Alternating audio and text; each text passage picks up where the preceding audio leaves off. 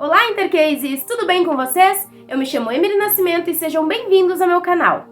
Hoje eu resolvi trazer um caso diferente aqui pro canal, é um caso de mistério, então se você gosta desse tipo de conteúdo, já deixa o like aqui embaixo, deixa um comentário legal ou uma sugestão de outros casos que você gostaria de me ver contando aqui no canal e ativa o sininho porque toda semana tem vídeo novo. Eu tenho que dizer que casos misteriosos geralmente me deixam com uma pulga atrás da orelha, mas esse em especial me deixou pensando por dias. Não posso dar nenhum spoiler antes de contar o caso, mas o que eu posso dizer é que você vai ficar se perguntando por que e como. Nós estamos falando do caso Joyce Vicente e você acha que tem psicológico pra ele, mas eu aposto que não.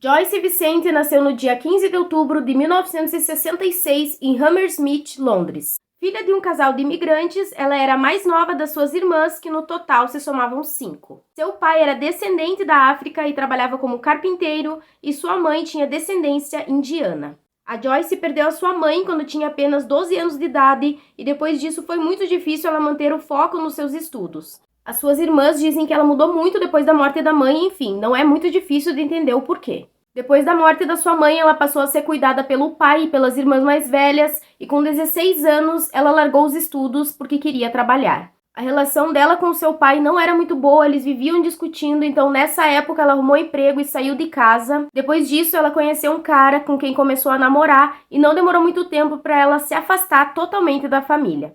Ela até mantinha um contato ainda com as suas irmãs, ela ligava de 2, 3 a 3 meses, mas sempre que ela entrava em contato, as conversas eram rápidas e rasas, e sempre tinha o cara falando atrás do telefone para ela se apressar. Foi por isso que as irmãs achavam que esse cara era um pouco abusivo e tóxico com ela, porque nem sequer ela podia telefonar para suas irmãs e conversar por algum tempo. Elas tinham um grande interesse em conhecer ele melhor, até porque elas tinham medo que a sua irmã estivesse passando por alguma coisa, alguma violência, mas a Joyce não queria proximidade e então assim ficou. E isso realmente estava acontecendo. A Joyce apanhava muito desse namorado dela, ele era totalmente abusivo, mas felizmente ela rompeu o relacionamento e foi morar sozinha.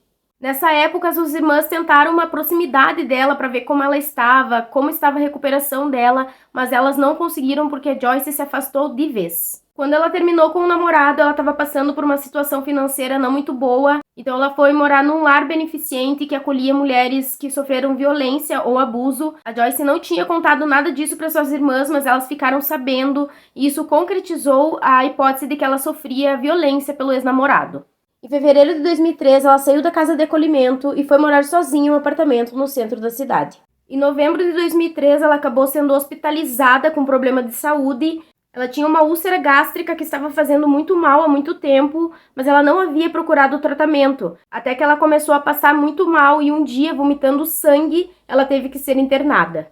Os médicos disseram que o problema que ela tinha desenvolvido era uma sequela causada pelos anos de violência doméstica que ela sofreu. Nos meses seguintes, a Joyce ficou internada, passou por algumas cirurgias e quando ela estava instável, ela voltou para casa. Só que é aí que o caso fica bizarro, porque assim que a Joyce foi para casa, ela teve algum problema ou algo aconteceu que ela veio a falecer e ninguém sabe a causa da morte porque, gente, o sumiço dela só foi percebido 3 anos depois.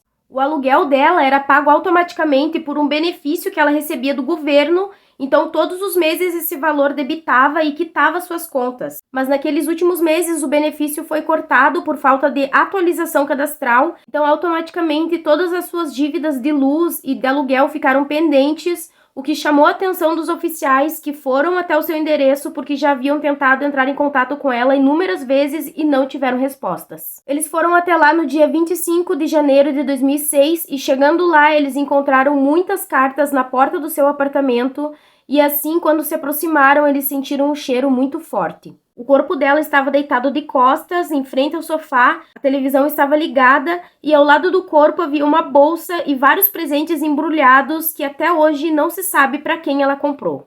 A perícia não constatou nenhum sinal de luta ou de invasão e o apartamento estava totalmente arrumado, apesar do pó que se desenvolveu com o passar do tempo, tudo estava no lugar. O cheiro no prédio era muito forte e dava para sentir principalmente quando chegava mais perto do apartamento dela, mas segundo os vizinhos, eles achavam que o cheiro vinha das lixeiras do prédio do lado de fora, fedia muito, então eles achavam que o cheiro era de lá. Nenhum dos moradores do prédio tinha uma real amizade com a Joyce, mas alguns dos moradores disseram que tinham ido até o apartamento dela para ver como ela estava, porque ela não aparecia nem nas reuniões de condomínio. Essas pessoas disseram que sim, por algum momento eles achavam que alguma coisa estava estranha por conta daquela montoeira de carta que tinha na frente do apartamento dela, mas eles disseram que batiam e nunca eram atendidos, e além de tudo, eles sempre conseguiam ouvir o barulho da televisão ligada, então eles achavam que ela estava por casa, que ela tinha saído, mas nunca imaginavam que ela tinha morrido ali. O corpo da Joyce estava em avançado estado de decomposição, o que impossibilitou que a perícia fizesse o trabalho para identificar qual era a causa da morte. Só que o que mais chocou nesse caso foi o fato dela ter desaparecido por tanto tempo e ninguém ter notado tão pouco a sua família.